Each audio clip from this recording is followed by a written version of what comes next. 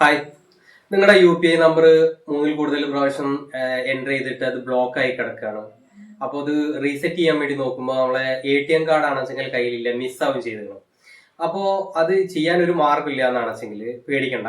നമുക്ക് ആധാർ കാർഡ് നമ്മളെ മൊബൈലുമായിട്ട് ലിങ്ക് ആണെന്നാണെച്ചെങ്കിൽ നമുക്ക് സിമ്പിളായിട്ട് റീസെറ്റ് ചെയ്യാൻ പറ്റും. അതെങ്ങനെയാണെന്ന് ഞാൻ കാണിച്ചു തരാം. അതിന് മുന്നേ എൻ്റെ യൂട്യൂബ് ചാനൽ ഒന്ന് സബ്സ്ക്രൈബ് ചെയ്യണം. കൂടാതെ എൻ്റെ സോഷ്യൽ മീഡിയ അക്കൗണ്ടുകളും ഒന്ന് ഫോളോ ചെയ്യണം.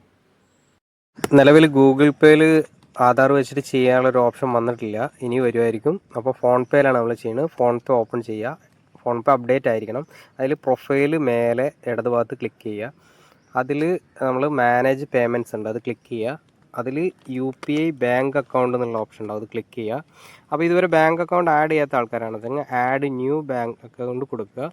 അതിൽ ഏതാണോ ബാങ്ക് അത് സെലക്ട് ചെയ്യുക, അത് ക്ലിക്ക് ചെയ്യുമ്പോൾ അത് ആഡ് ആയിക്കോളും. ഓക്കെ, അതിനുശേഷം നമ്മൾ ബാങ്ക് സെലക്ട് ചെയ്യുക.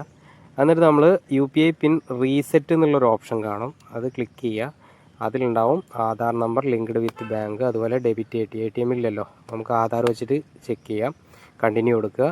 അപ്പോൾ ആധാറായിട്ട് ലിങ്കിൽ നമ്മൾ ആധാറിൻ്റെ ഫസ്റ്റത്തെ 6 ഡിജിറ്റാണ് നമ്മൾ എൻട്രി ചെയ്ത് കൊടുക്കേണ്ടത്. ഓക്കെ, അത് എൻട്രി ചെയ്ത് കൊടുക്കുക. എൻട്രി ചെയ്ത് കണ്ടിന്യൂ കൊടുക്കുക.